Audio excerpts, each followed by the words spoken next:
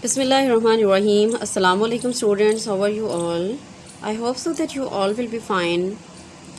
You know that we are going to start our new chapter. This is chapter number 3 and its title is My Early Home. My early home mean मेरा इब्तदाई घर. This is an extract from a story Black Beauty. Black Beauty is written by Anna Sewell. Anna Sewell wrote Black Beauty to try to improve the treatment of horses. Horses were used a lot at this time in history and were often treated harshly. This story is an autobiography of a horse, and the horse tells us that how and where he lives and what was the treatment of the owner of the horse with them, and how their mother gives them instructions to live a good and humble life. So let's start. It's a short introduction in Urdu. Then we will read out the story. ये एक घोड़े की कहानी है. Long story का एक extract है, एक पार्ट है, और इसमें हॉर्स जो एक छोटा यंग कॉल्ट है वो बताता है कि वो रहता कहाँ है, आसपास की सराउंडिंग कैसी है. बहुत खूबसूरत एरिया में वो रह रहा है. उसके साथ और भी कॉल्ट्स रहते हैं. वो बताता है कि जब वो छोटा था तो वो अपनी मदर फीट पर गुजारा करता था, लेकिन जैसे जैसे वो बड़ा होता गया उसने घास खाना भी शुरू कर दी. वो बताता है कि उसके साथ 6 और छोटे घोड़े थे चरागाह में. वो मुझसे काफ़ी बड़े थे और तकरीबन एक बड़े हॉर्स बनने वाले थे. मैं उन सब में से छोटा था. हम सब मिलकर बहुत शरारतें करते, बहुत फ़न करते, हम उछलते कूदते. वो बताता है कि एक दिन उसकी माँ ने उसे देखा कि वो किस तरीके से किक कर रहे हैं, खेल रहे हैं. तो उसकी वालदा ने उसको बुलाया और समझाया कि तुम्हें अपने आप पर तवज्जो देनी चाहिए. बाकी सारे घोड़े भी बहुत अच्छे हैं जिनके साथ तुम खेलते हो, लेकिन वो कार्ट वाले घोड़े हैं जिनको कार्ट कैरिज के साथ बांधा जाता है. तुम्हें उनसे ज़्यादा मैनर्स होने चाहिए. फिर वो उसको उसकी आला नस्ल होने के बारे में बताती है कि तुम्हारे ग्रैंडफादर जो थे उनका बहुत एक अजीम नाम था, उन्होंने बहुत से कप भी जीते रेसेस में. तुम्हारी दादी जो थी वो बहुत ही अच्छे मिजाज की घोड़ी थी, बहुत स्वीट टेम्पर थी. तुम्हारे वालिद का एक बहुत नाम है.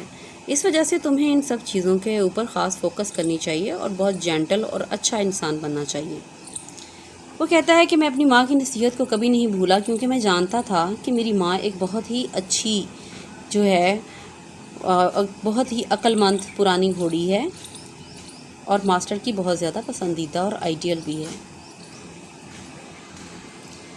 फिर वो अपने मास्टर के बारे में एक शॉर्ट इंट्रोडक्शन देता है कि हमारा मास्टर हमारे साथ बहुत अच्छा है. वो हमें खाने के लिए, हमें रहने के लिए बहुत अच्छी चीज़ें देता है और हमारे साथ बहुत मेहरबान है और बहुत हमदर्दी के अल्फाज हमारे साथ इस्तेमाल करता है, बिल्कुल ऐसे जैसे वो अपने बच्चों के लिए इस्तेमाल करता है.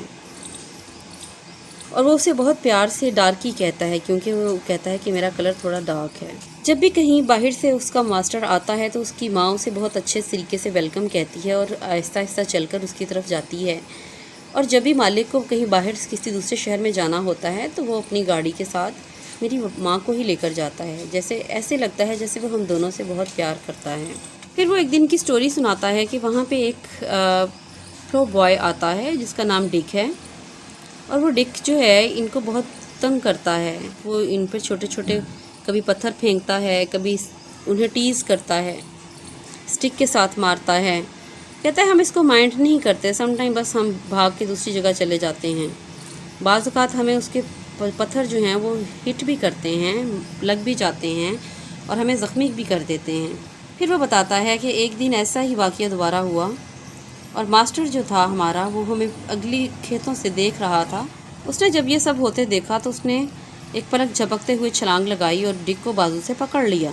उसके कान के पास इतनी ज़ोर से एक मुक्का लगाया कि वो हैरत और दर्द के साथ चीख उठा. फिर मास्टर ने उसे बताया कि तुम आज के बाद जो है वो कभी भी यहाँ पे मत आना, इन घोड़ों के स्तबल में, इनकी रहने की जगह पर, क्योंकि ये पहली और आखिरी दफ़ा है. और फिर उसने उसको नौकरी से निकाल दिया. इस तरीके से वो बताता है कि डिक हमें आइंदा वहाँ पे कभी भी दिखाई नहीं दिया और हम सारे घोड़े जो थे वो بہت ہی ماسٹر ہمارے ساتھ ایک اچھا بیہیو کرنے والا انسان تھا اور ہم بہت اچھے سے رہنے لگے. بہت ہی خوبصورت ایکسٹریکٹ ہے, بہت ہی خوبصورت سٹوری ہے. ہارس اپنی لائف کے ایکسپیرینسز ہمارے ساتھ شیئر کر رہا ہے, اور اصل میں رائٹر جو ہے وہ ہارس کے ویو پوائنٹ سے ہمیں یہ بتانا چاہتی ہے کہ گھوڑوں کی زندگی اصل میں کیسی ہوتی ہے, ان کی فیلنگز کیسی ہوتی ہیں, وہ بھی انسانوں کے بیہیویئر کو کس طریقے سے محسوس کرتے ہیں. So let's start its reading. The first place that I can well remember was a large pleasant meadow with a pond of clear water in it. Some shady trees leaned over it, and rushes and water lilies grew at the deep end. Over the hedge on one side we looked into a plowed field, and on the other we looked over a gate at our master's house, which stood by the roadside. At the top of the meadow was a grove of fir trees, and at the bottom a running brook overhung by a steep bank. This is a very beautiful scenery where the colt lived, and he said that the first place I ever remember was a very pleasant meadow, and there was a pond of clear water in it. Some shady trees were just leaned over that meadow, and some water lilies are there, grew deep in the water. And he said that at one side there was a meadow, and the other side there was the gate of the master's house, and that house was near the road. Then he tells us that there were some fir trees. Fir trees are very tall trees. Grove mean a lot of trees. A lot of fir trees were over there at the top of the meadow. And at the bottom there was a running brook. There was a stream of water which have a steep bank. Now look at the next one paragraph. While I was young, I lived upon my mother's milk, as I could not eat grass. In the daytime I ran by her side, and at night I lay down close by her. When it was hot, we used to stand by the pond in the shade of the trees, and when it was cold, we had a nice warm shed near the grove. As soon as I was old enough to eat grass, my mother used to go out to work in the daytime and come back in the evening. Now the horse is telling us that when I was young, I just take my mother's milk because I couldn't eat grass. But at the daytime, I all the time remained with my mother, and at night I lay down by her side. When it was a hot weather, we stand by the side of the pond under the shades of trees. But when it was cold, we had a nice shed near the groves of fir trees. Then the colt told us that as the time passed on and he was young enough to eat grass, his mother went to work in the daytime and come back in the evening. There were 6 young colts in the meadow besides me.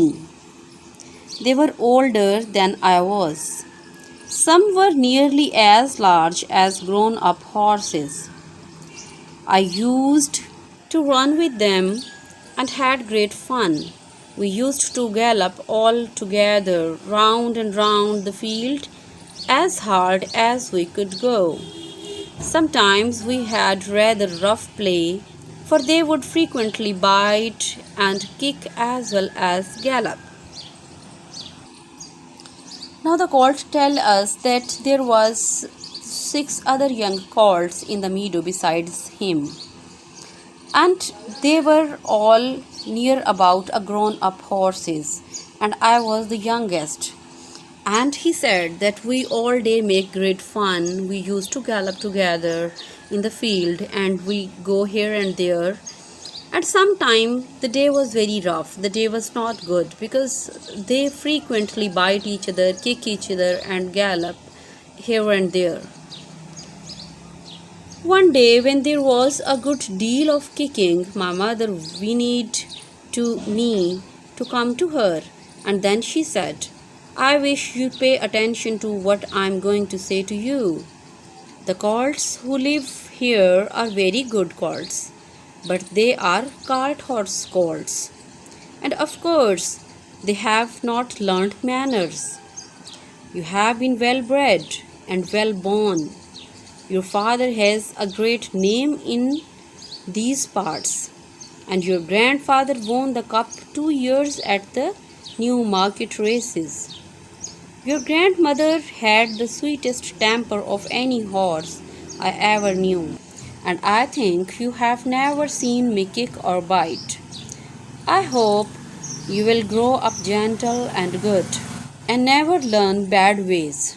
Do you work with a good will, lift your feet up well when you trot, and never bite or kick even in play. This is very beautiful paragraph in which a mother is going to instruct his son that how he has to behave and how he has to brought up and how he has to be a gentle and good person. He told us that one day, as he was kicking and just hitting each other, and her mother was looking at her, and then she called her and said that you have to pay attention what I'm going to say to you. And she said that the other colts are also very good colts, but they are cart horse colts, and of course they have not learned manners. So you have to behave in a good way because you are well bred and well born. You belong to a very good family. Your father had a great name, and your grandfather also won cups in different races. And your grandmother was such a sweetest temper horse that I ever knew. I don't have seen such a good tempered horse. She said that you also don't have seen me to hit anyone or to bite anyone. So you have to grow up gentle and good and never learn bad ways. If you are even playing, you don't have to hit or bite anyone.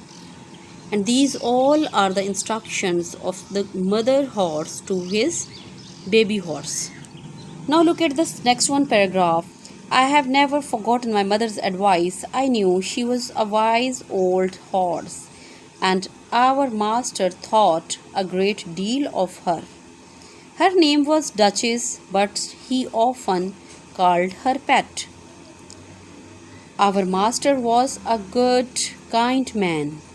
He gave us good food,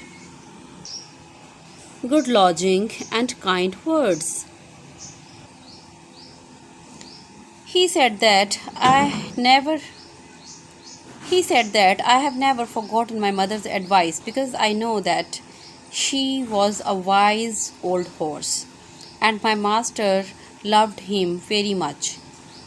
Her name was Duchess, but he often called her my pet. And our master was a very good and kind person.